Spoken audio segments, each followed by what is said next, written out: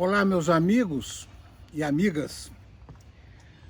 A Bíblia mostra uma profunda coerência entre a irrupção de Jesus de Nazaré na Palestina dos anos 30 e seu anúncio da presença do reino de Deus entre nós, onde os pobres são os prediletos, e o êxodo dos hebreus do Egito e a ética do Sinai. Há uma linha do tempo unindo esses acontecimentos e toda a história da salvação, toda a caminhada do povo de Deus, desde a escravidão do Egito até o evento de Jesus de Nazaré, sua morte e ressurreição. A misericórdia de Deus para com os pobres é o fio condutor que perpassa toda a história de Israel e continua presente até nossos dias. Deus se identifica com o sofrimento e a luta dos pobres, em direção a uma vida plena e feliz, e convida a todas as pessoas de boa vontade, e principalmente as pessoas cristãs, a assumirem e testemunharem a mesma misericórdia de que Ele é pleno, para que haja justiça, liberdade e equidade e fraternidade entre todos os seres humanos. Vamos lembrar a palavra daquele grande teólogo luterano, o Bonhoeffer. Bonhoeffer dizia, abrindo aspas, a Bíblia dirige o ser humano para um Deus sem poder e sofredor. Ele é fraco e sem poder no mundo, e este é exatamente o único modo pelo qual ele pode estar conosco e nos socorrer. Ou seja, na perspectiva de Bonhoeffer, Deus não é tanto aquele pantocrátor, né? Aquele Jesus pantocrátor poderoso, né? Aquela cristandade gloriosa, mas ele é o pobre e ele se identifica com o pobre e o sofrimento do pobre. Em consequência, Deus não pode ser, aí fecha aspas, né? Em consequência, Deus não pode ser encontrado entre os poderosos, mas entre os que são submetidos, sofredores e todas as pessoas que não têm futuro. A eles, ele leva uma palavra de alento e de esperança e os convida para lutar contra as estruturas que produzem a sua morte. Como pai e mãe amoroso, Deus manifesta profundo cuidado com os filhos e as filhas que são mais fracos, aqueles que estão na base da pirâmide. Deus não sofre por masoquismo, Deus não é masoquista. Ou Deus não defende a glorificação do sofrimento, como lembra, inclusive, o teólogo Luiz Alexandre Rossi, mas por compartir a dor dos excluídos e daqueles que não têm esperança, os oprimidos pela estrutura da morte, Deus se identifica com eles. Nessa mesma linha de raciocínio, pontua o Moltmann. Deus está sempre do lado das vítimas. Na verdade, Ele mesmo é a vítima, com e entre as vítimas daqueles que exercem o poder. A história do sofrimento do mundo é também a história do sofrimento de Deus. O Deus que não permite meramente a ação do mal, porque deseja que o homem e a mulher sejam livres, mas também aquele que suporta a ação do mal sobre as vítimas e recebe não só as vítimas, e recebe só as vítimas na comunidade eterna com ele. Um Deus que não pode sentir o sofrimento também não pode nos entender. Fecha aspas. Aqui eu queria lembrar uma passagem que se diz, que consta, que no tempo do Holocausto, dos judeus, num campo de concentração no Egito, houve lá uma falha contra os regulamentos, talvez uma fuga desse campo de concentração, e os nazistas pegaram uma criança e, como vingança e como advertência para os demais presos judeus, mandou enforcar essa criança. Reuniu todos os judeus ali no pátio e, na hora da execução, ouviu-se uma voz, um clamor: onde está Deus? E imediatamente em seguida, uma outra voz surgiu e falou: Deus está naquela criança, Deus é aquela criança. Quer dizer, o Deus que se identifica, que assume o sofrimento e a miséria do mundo por sua misericórdia, por sua grande misericórdia, por sua grande compaixão. Então vamos ao Êxodo. O que aconteceu no Êxodo? O Êxodo, como expresso no livro do Êxodo, capítulo 20, versos 1 e 17. O que aconteceu lá? Sabemos, que os judeus, que os hebreus estavam escravizados no Egito e viviam uma situação de extrema opressão, como todos os pobres e os oprimidos de todos os nossos tempos até hoje. E naquela angústia, naquele sofrimento, eles clamavam a Deus por uma solução. Então Javé escutou o clamor do seu povo, viu a miséria do seu povo e desceu para os libertar. E Javé não desceu para servir um sopão para os pobres escravos, para distribuir roupa de brechó. Ele desceu para libertá-los da escravidão, para tirá-los da condição de escravos e levá-los e conduzi-los a uma terra que ele prometeu entregar-lhes, uma terra onde emanava o leite e o mel.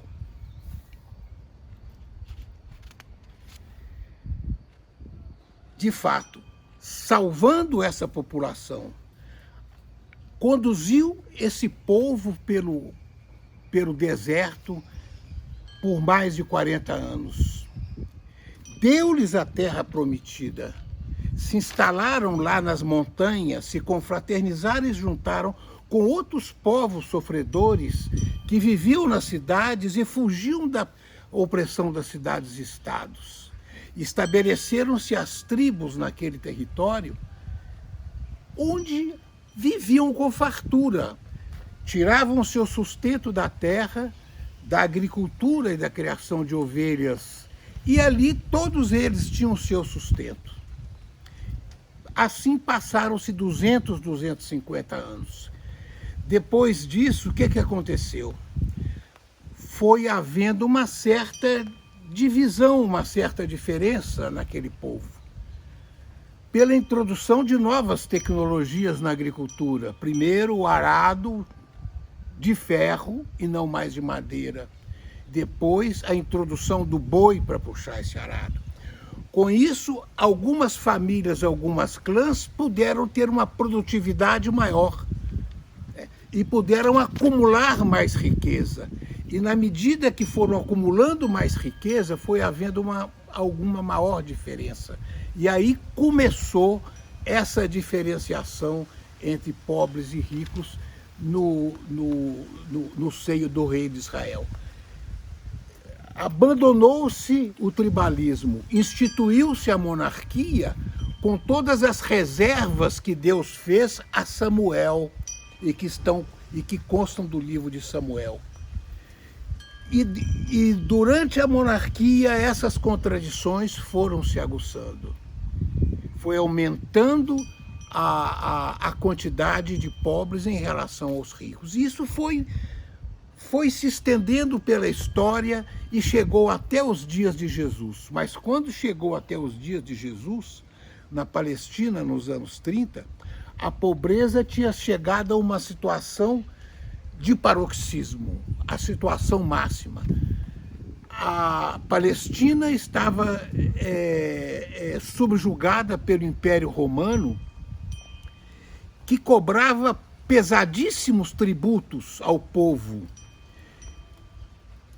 O latifúndio se estendia sobre as terras e as pessoas o povo passou por um processo de empobrecimento muito mais aguçado. As pessoas se vendiam como escravos para poder pagar as suas dívidas em face do latifúndio. E havia também o templo que cobrava impostos pesados. Então o povo estava em grande parte na miséria, na opressão, pelas elites do seu tempo, pelos romanos e pelos poderosos ligados ao Templo de Jerusalém, e se lembravam daquelas promessas e daquela aliança que Deus tinha feito com Moisés e com toda a geração no Monte Sinai, por um lado, uma fidelidade ao Deus único e, por outro lado, a promessa de uma vida plena, decente e livre para todo o povo. E pela esperança da vinda do Messias, aquele povo fervilhava de esperança messiânica. Então, naquele momento de maior sofrimento, eis que surge Jesus de Nazaré.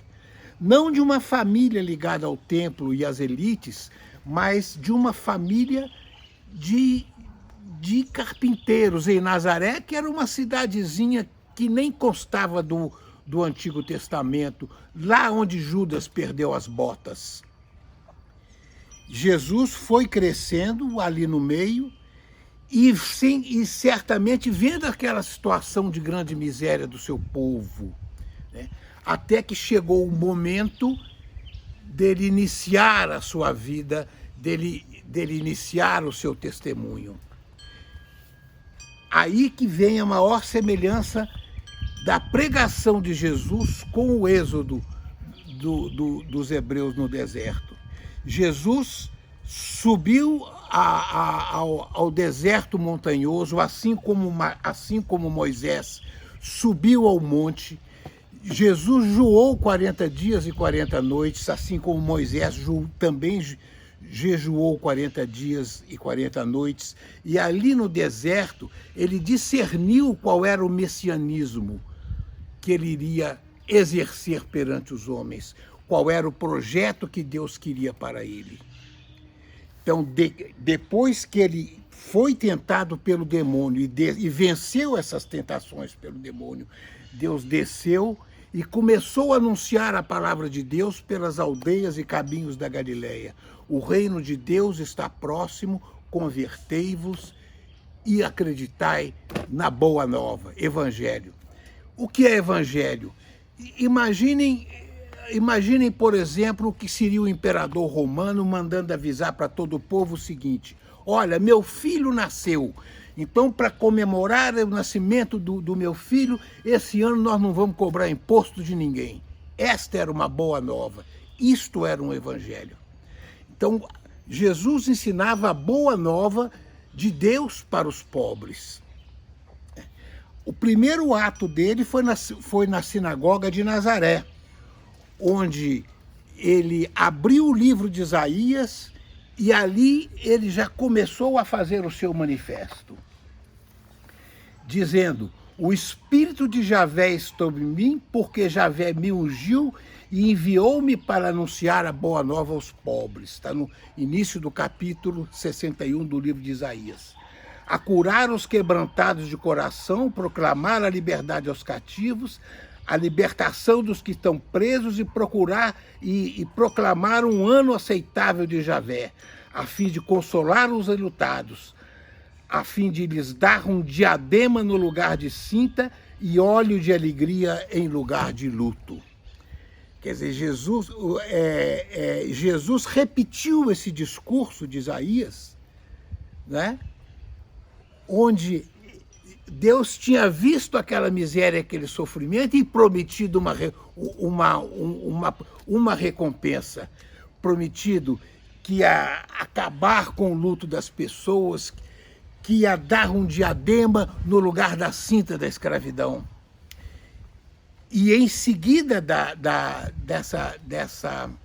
dessa pregação na sinagoga de Nazaré, ele foi pelas aldeias e caminhos da Galileia, pregando a emergência, a presença do reino de Deus e curando os enfermos e doentes e paralíticos e lunáticos que chegavam. Então veio uma multidão imensa de toda a região da Síria, da Pérea, da Judéia, de todo mundo, todas aquelas pessoas miseráveis, sedentas de esperança e sedentas de cura para os seus males, correram até Jesus e Jesus os curava. Então Jesus, vendo aquela multidão toda cheia de esperança no reino de Deus, ele sobe num monte, né?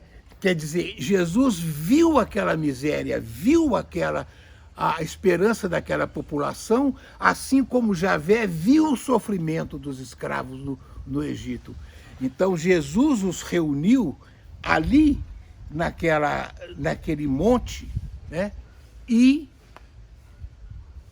começou a pregação das bem-aventuranças. Ou seja,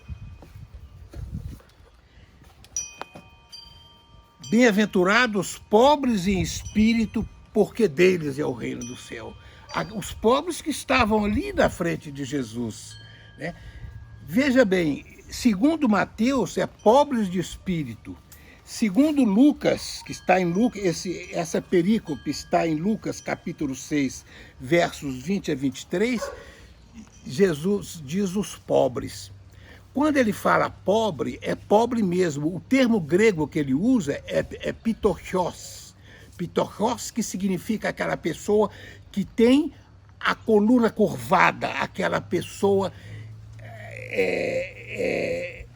que vive em função da caridade alheia, ou seria o mais pobre, o miserável. Então, Jesus se dirige a eles e diz que eles são bem-aventurados, porque deles é o reino de Deus.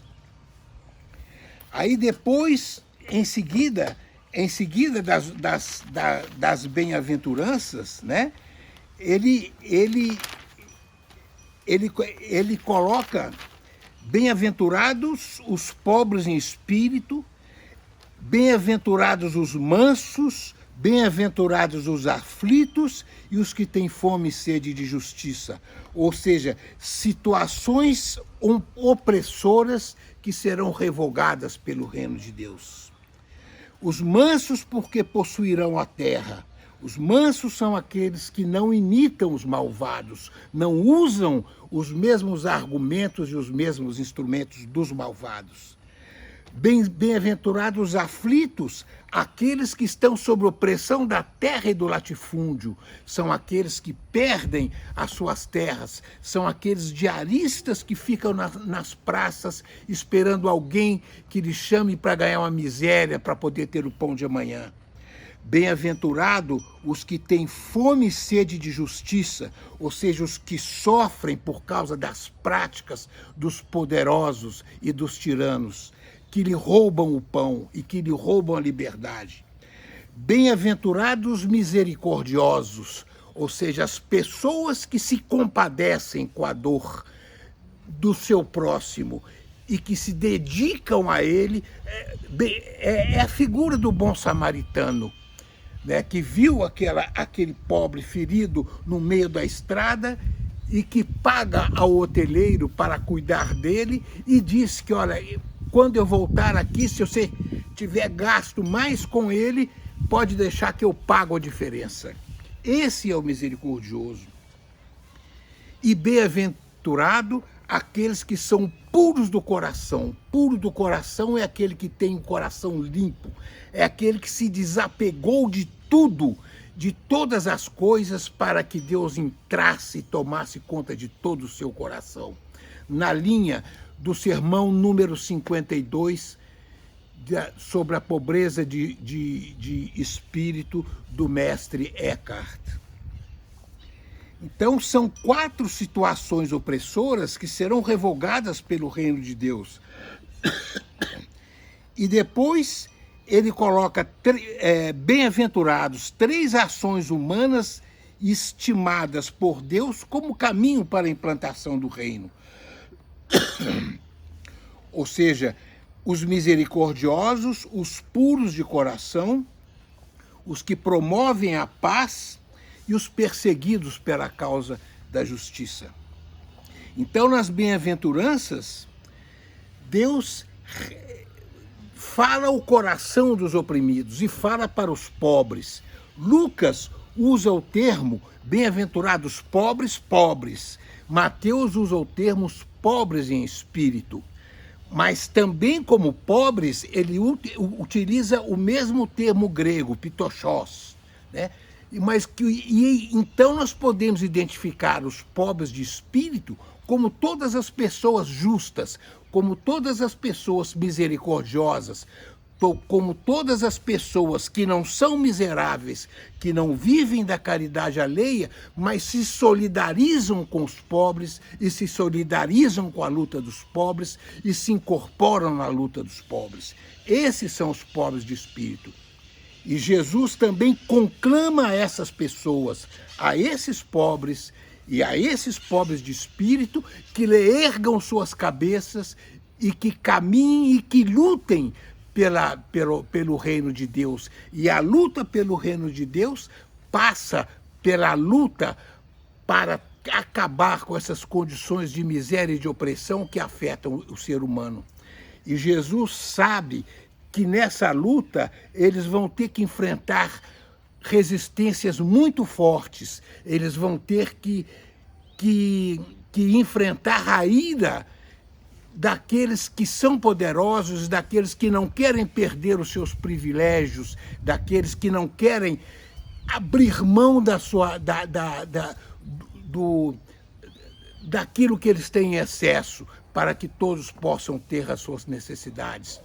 E eles, sabendo que esses vão ser perseguidos, que esses vão ser combatidos e que contra eles serão armadas todas as espécies de ciladas, ele diz lá no versículo 11, bem-aventurados sois quando vos injuriarem e perseguirem e mentindo disserem todo mal contra vós por causa de mim. Alegrai-vos e regozijai-vos, porque grande será a vossa recompensa. Pois bem, e qual é o desafio que isso apresenta para as nossas igrejas de hoje, para as nossas consciências de cristão? Aqui no Rio de Janeiro, por exemplo, em 2018, pelos dados do IBGE, 31,4% da população tinha rendimento mensal por habitante menor que meio salário mínimo. E o Rio de Janeiro, essa capital tão bela, está em 82º lugar em 92 municípios com relação a esse indicador. No estado do Rio, de 2015 a 2020, 800 mil empregos com carteira assinada foram destruídos. Então, eu não precisaria me alongar em estatísticas, todos vocês conhecem a realidade de miséria que nós encontramos por todas as ruas. Em face dessa realidade, como deveria se comportar, então, uma igreja que se pretende fiel à missão de anunciar e testemunhar esse reino de Deus, essas bem-aventuranças de Jesus? Este é o nosso desafio. Como poderíamos fazer, mantendo viva a esperança de Jesus no meio dessa crise? Não servirmos ao dinheiro, que é a maior tentação que nós temos, ter uma vida mais sóbria e compartilhar o pouco que nós temos, apertar um pouco mais nas nossas receitas e nas nossas despesas, para podermos, com o que nos sobra e com o que nos é excedente, poder dar um pão para quem não tem. Certamente apoiar a luta dos pobres contra a miséria e a opressão e alimentar essa luta dos pobres. Conhecer e viver a realidade dos pobres, buscando nosso lugar junto aos últimos e não ficar querendo estar sempre junto aos primeiros. Ir contra a sociedade de consumo. Colocar a misericórdia e a generosidade como principal objetivo de nossa vida e não simplesmente enriquecer, acumular mais bens. Né? Ninguém pode servir a Deus e ao dinheiro. Introduzir a compaixão nas pessoas, transformar corações de pedra em corações de carne e resgatar a verdade e testemunhar a verdade. Meus queridos amigos e amigas, apenas algumas pistas nesse curto espaço de tempo para que nós podemos ser fiéis ao nosso batismo e à nossa crisma e podermos ser mais um operário na construção desse reino de Deus, que embora não necessite da gente para ser implantado, porque é como aquela planta que dia e noite cresce sem a gente cuidar dela, mas que sim, para ser apressado entre nós, Deus precisa dos nossos braços, como precisou dos braços de Moisés e Araão para poder tirar o povo do Egito. E nessa nova releitura feita por Jesus, ele conclama a todos nós que nós puros de coração possamos oferecer os nossos braços e as nossas inteligências na luta pela implantação do reino dos céus. Era essa a mensagem que eu queria deixar para vocês. Um grande abraço para todos.